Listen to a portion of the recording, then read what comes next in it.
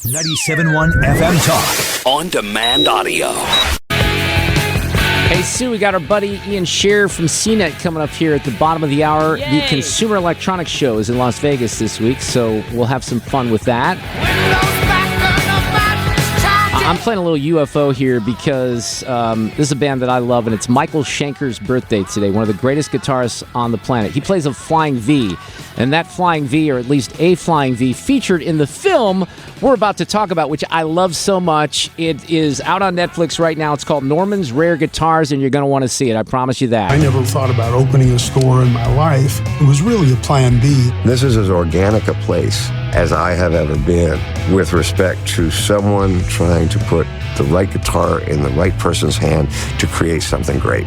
I saw Norm's store on YouTube first. When social media got big, everybody could see the people jamming out on the couch, and you want to know what's going on, check social media. One of the voices you heard there was Kiefer Sutherland. He is featured prominently, and the director, the filmmaker, Devin Dilmore of Norman's Rare Guitars is with us this afternoon, 97.1 FM Talk. Devin, how are you?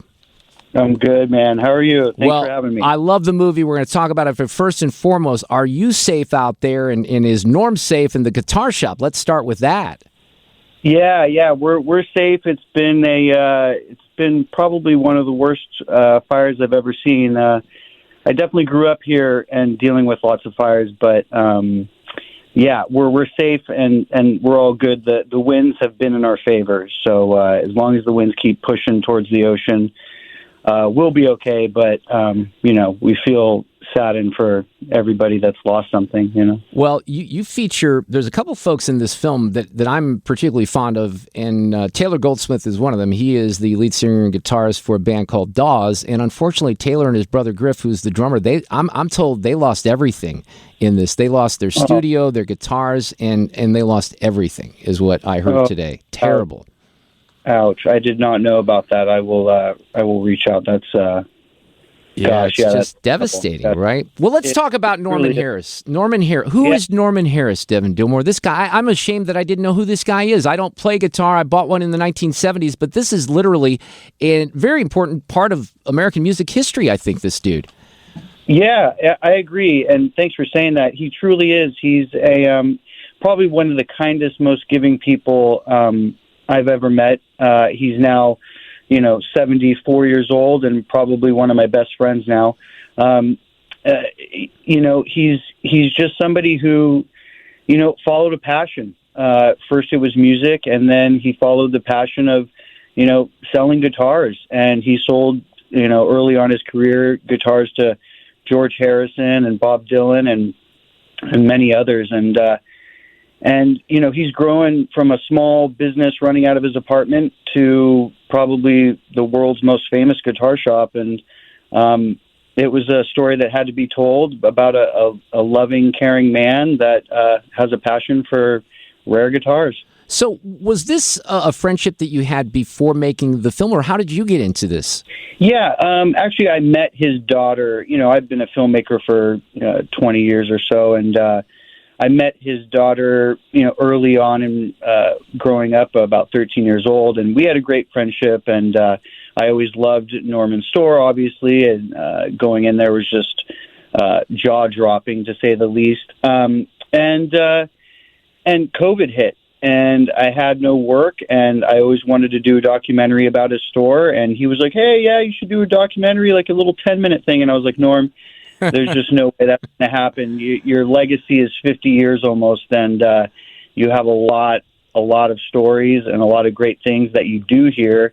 And so, yeah, when COVID hit and I didn't have work, I just decided it was time, and we went ahead and started shooting, and here we are today. Well, it's amazing. So the guy is a musician from Miami. I guess at first he finds a jazz bass and he buys it for, very little money, and he sells it then. And then at one point, I think he gets an insurance settlement from something that's stolen for $1,200. And now he's got a little capital, and he starts realizing maybe he's onto something, right, Devin?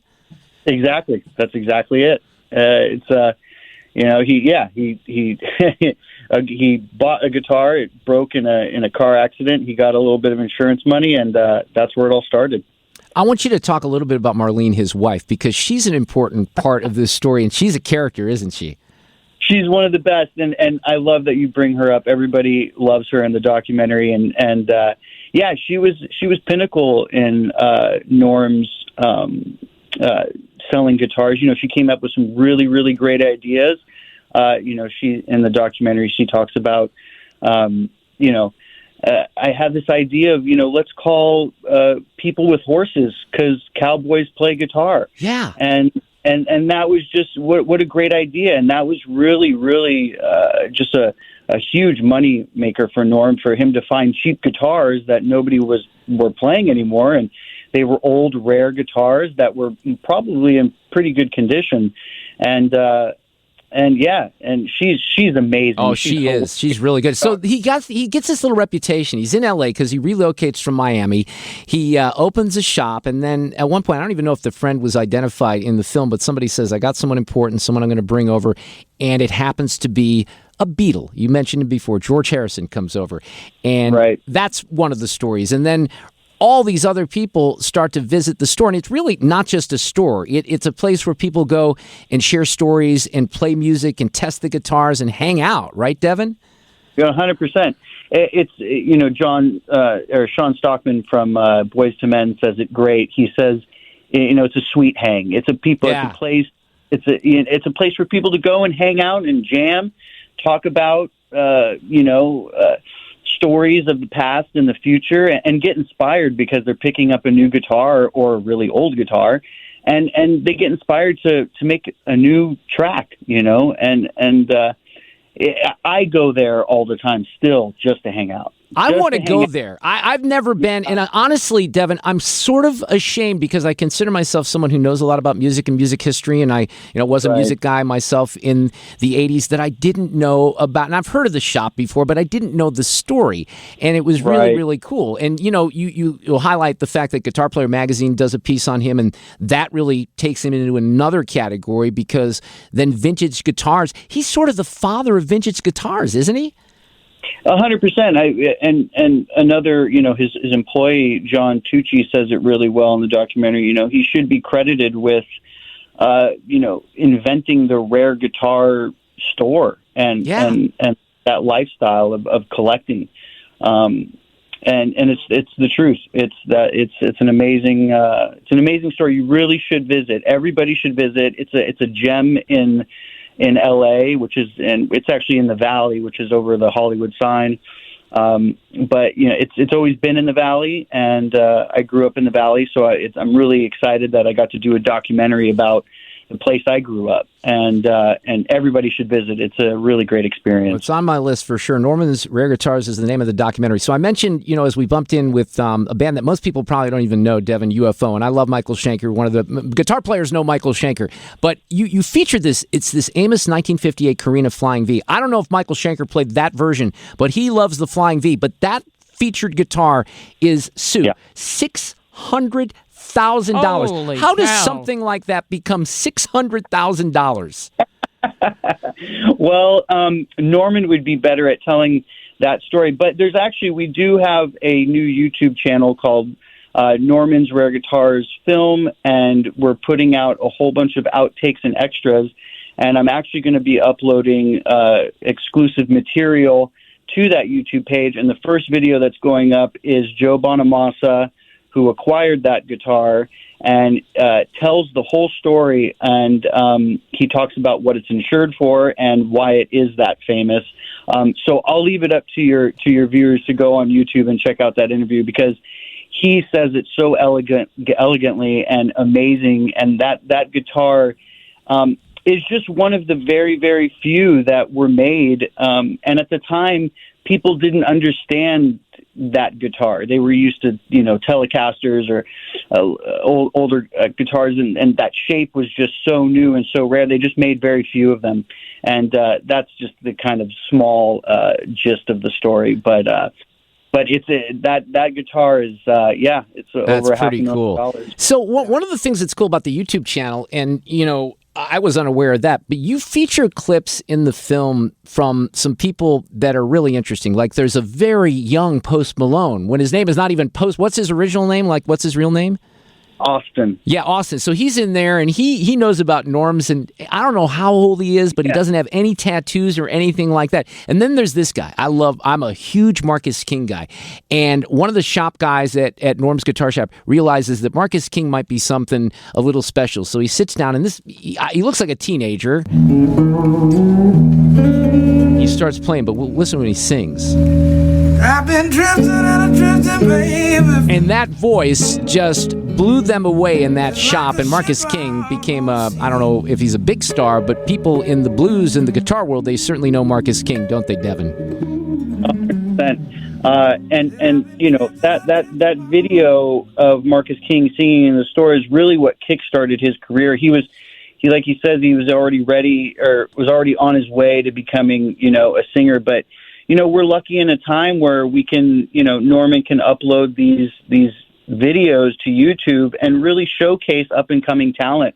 And that's what he did with Marcus King. When that video got uploaded to YouTube 6, 7, 8 years ago, it really helped Marcus a lot, because everybody, you know, commented on it, saw that video, shared it, it went viral, and it's amazing the platform Norman has created for up-and-coming artists. It really is. Marcus, yeah, it was just a great example of what a viral video can do for somebody. I watched that video. It has now 1.8 million, and it deserves to have that because Marcus was incredible in that. There's, and damn you, I gotta say, damn you, Devin, because you made me cry when I was watching the film. There's a great story about a young man by the name of Kyle Grady, and I don't want you to share his story because I think it would be awesome for people to experience it when they watch the movie, but Richie Sambora is involved in that, and you made me cry when you had to tell that part of the story, so damn you. That's what I say.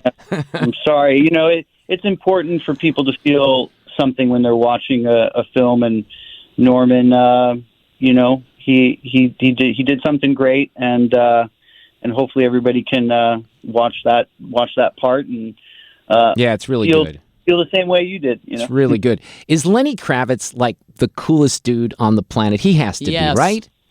100%. Yeah, okay. You've confirmed that. I don't think I need to ask anything more about that. Well, this is fantastic. Thank you so much for jumping on here because I really enjoyed the movie. I have such a passion for music. I talked about the Yacht Rock documentary a couple of weeks ago, which I think in its own right is really good. But this, and by the way, Devin, I noticed that this is your film. I mean, a lot of documentaries may have a director and an editor and all this, but you did most of this movie yourself, didn't you? I did 100% everything you see. Shot it, edited it, filmed it. Asked the questions with my producing partner, Sarah, Norman's daughter. And, yeah, it's 100% mine, man. Well, Everything nice work. This movie needed to be made, and I think you know that. It's a guy that deserves a legacy. Is he in the Rock and Roll Hall of Fame? Because if he's not, he should be. He's on his way. Yeah. Yeah. Well, thank you, Devin, and congratulations on a wonderful, wonderful film. It's on Netflix. And then for folks who don't have Netflix, it'll be streaming a little later in the spring elsewhere, right? Correct. Worldwide around April. Awesome. Thank you, Devin. Congratulations on a great project. Thank you so much. Thanks for having me. Awesome. We'll go out with a little Michael Schenker and UFO. He's not featured in the film, but I love Michael Schenker, and that Flying V is quite something. By the way, I priced out the Fender Mustang that I bought in the 1970s, Sue. It was a 1971 guitar with racing stripes, and that guitar is anywhere between $6,000 and $9,000 at this point. Yep, I screwed up on that one. Get more at 971talk.com.